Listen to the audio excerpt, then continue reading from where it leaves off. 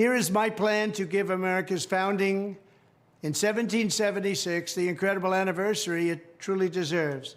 On day one, I will convene a White House task force called Salute to America 250. It will be responsible for coordinating with state and local governments to ensure not just one day of celebration, but an entire year of festivities across the nation, starting on Memorial Day 2025 and continuing through July 4th, 2026. Second, I will work with all 50 governors, Republican and Democrat alike, to create the Great American State Fair, a unique one-year exhibition featuring pavilions from all 50 states. It'll be something. The Great American State Fair will showcase the glory of every state in the Union, promote pride in our history, and put forth innovative visions for America's future. My hope is that the amazing people of Iowa will work with my administration to open up the legendary Iowa State Fairgrounds to host the Great American State Fair and welcome millions and millions of visitors from around the world to the heartland of America for this special one-time festival. Together we will build it and they will come. All right, here with their reaction, Republican strategist and president of Marathon Public Affairs, Jeanette Hoffman, also business and political analyst, John Burnett. Your reaction. Hey, I love a good party. And a year-long party. A year-long party. Yeah. I mean, celebrating America's 250th birthday. Who could be against that? Like there was the bicentennial. What's the word for 250? I don't even remember. But whatever that word is. We'll get familiar with it between now and then. This is all about Iowa. This is what this is, right? I mean, it's first in the nation primary. Trump's taken up residence with DeSantis. Exactly. John? I think you know, I agree with you. I think America needs to be uplifted, both in terms of patriotism, and Americans have been dealing with a lot, right? Coming out of COVID and then being hit with all the inflationary concerns.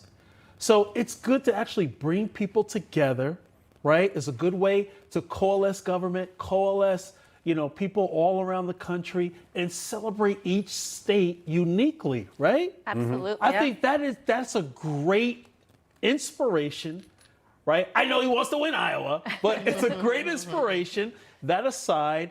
And it's also a good move to combat all the anti-American rhetoric. We just heard this horrible speech at a CUNY graduation, right? So we need to combat that, not with rallies and things of that nature, but with great American inspiration and patriotism. Yeah, and this campaign, this primary campaign, has been so ugly, so early, that I'm glad to see Trump talking about something positive. I was gonna do that. Okay. Okay. I'm sorry. You have to raise your shot. hand. You have to raise your hand. Raise your hand.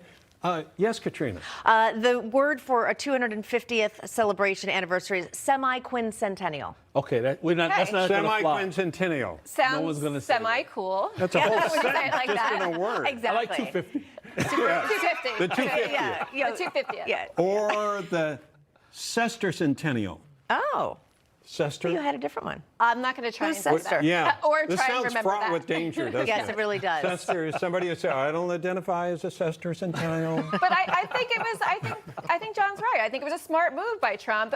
Listen, Absolutely. we heard those Iowa caucus members saying how negative this campaign's getting, and how they would like to see some more positive rhetoric. Yeah, we'll see on the how long campaign this trail. lasts. And what we haven't heard from DeSantis is vision, right? Yeah. We haven't heard enough positive patriotism in terms of all we've heard from DeSantis and some of the other candidates, but mostly DeSantis is, this is what I did and I'm going to beat back. It's good to actually come with a positive element. I think Bob has I was going to say I have to wait, pause, Mr. I Sellers actually wanted to has see if we something could to talk say. about what's going on with Comer and the FBI director.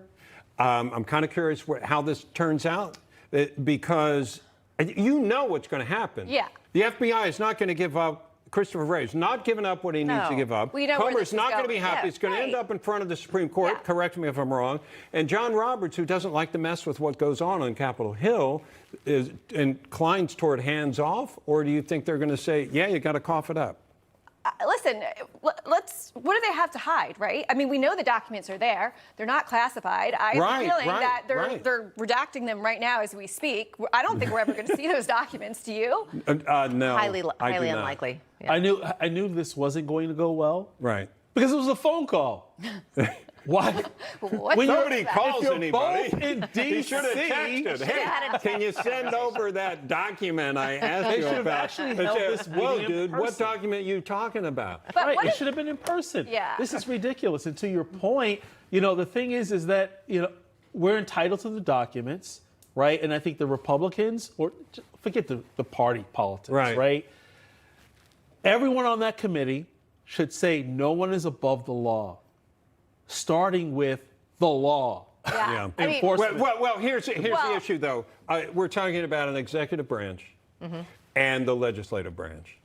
And the argument will be we don't actually need to answer to you because we're in a different branch. but they That- do. They have the power to subpoena them and subpoena these Yeah, documents. well, Right. subpoena to your heart's content. That's what I'm saying. Is like you said, are we going to see those documents? Well, Congress represents the American people, and the American people have lost faith in the FBI. Yes, John. You're catching Yeah. on. John Burnett. Who can we call to raid the FBI? You have anybody in mind? Yeah. In the What are you middle of the thinking? night, and we'll tip off, all the news stations. Okay. Anybody in mind, John? Not sure. Okay. Right. I don't want to Get back to start, us on that. But can you imagine if, Right. if Trump were president and we were calling the FBI, the Congress was asking the FBI to turn over the documents? They'd Yeah. be writing new documents. Well, I think this is going to, we'll watch it play Right. out. We don't know the answer to this. No. As it stands right now, Comer is asking for information that the FBI is not saying no. providing. Right, he's not getting and what he this wants. is not Right. going to go well. No. I think we all agree it's No. going to be a problem. I think it will be. All right. All right. I appreciate everybody.